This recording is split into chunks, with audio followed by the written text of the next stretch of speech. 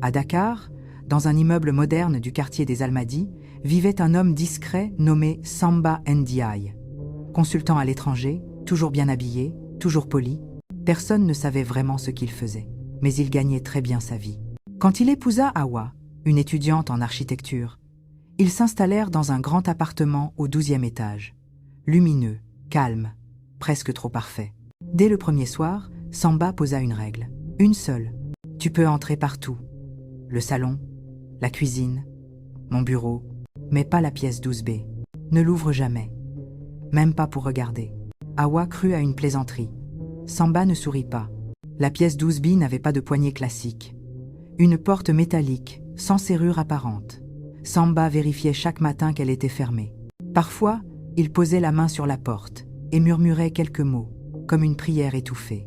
La nuit, Hawa entendait des sons, très faibles, comme un battement sourd, régulier. Elle pensa d'abord à une machine, un générateur. Les immeubles faisaient parfois des bruits étranges.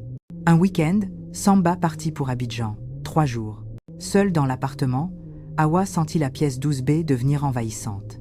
Elle la voyait même les yeux fermés, comme si quelqu'un se tenait juste derrière, à l'écoute. Le deuxième soir, elle remarqua autre chose. Son reflet dans la porte métallique n'était pas toujours synchronisé avec ses mouvements. Elle posa la main sur la surface froide, le voyant clignota. « Juste regarder », pensa-t-elle. La porte s'ouvrit sans bruit. À l'intérieur, ce n'était pas une pièce. Il lui était impossible de décrire l'horreur. Hawa hurla. Quand les voisins arrivèrent, alertés par le vacarme, ils trouvèrent Hawa recroquevillée dans le couloir, répétant sans cesse « Je suis déjà dedans. Je n'en suis jamais sortie. » Les jours suivants, Hawa était devenue complètement folle. Elle errait dans les rues de Dakar, revoyant sans cesse dans sa tête la pièce 12B.